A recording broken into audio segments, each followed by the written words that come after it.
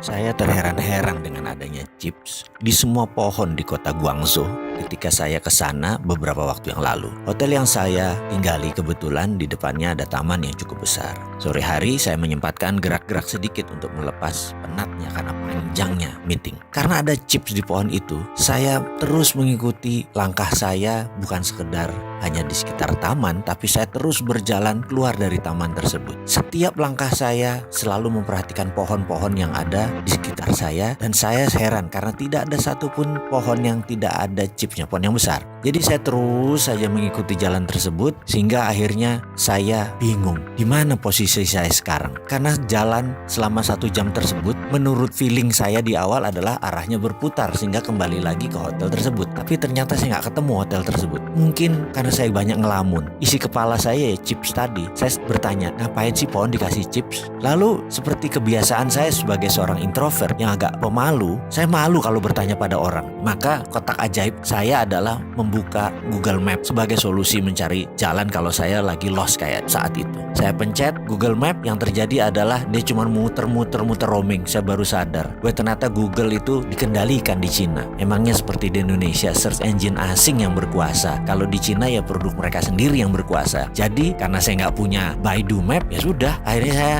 terpaksa tanya orang. Saya pun memilih bertanya kepada seseorang yang duduk di tepi jalan lagi sambil menikmati udara sore yang sejuk. Penampilannya kasual, dan saya pun bertanya, "Excuse me, could you please guide me to my hotel, the St. Regis? I'm sorry, I'm kind of lost," saya bilang begitu. Dia menatap saya dan berkata, "Do you want to go from west side or from east side?" Saya terperanjat dengan bahasa Inggrisnya yang fasih, dan saya menjawab dengan cepat adalah, "Terserah, yang penting cepat," saya bilang begitu. Lalu dia menunjuk gedung putih yang agak jauh tepat di depan saya, di mana ternyata itu adalah sisi belakang hotel tersebut. Namun karena tertutup pohon yang besar, logonya tidak kelihatan. Saya mengucapkan terima kasih sambil memuji bahasa Inggrisnya yang fasih dan juga memastikan apakah dia pernah tinggal di luar negeri atau sekolah di luar negeri. Lalu dia menjawab, "I never been abroad, but a couple years ago, I have a business export to America. So I need to be able speaking their language by phone and email."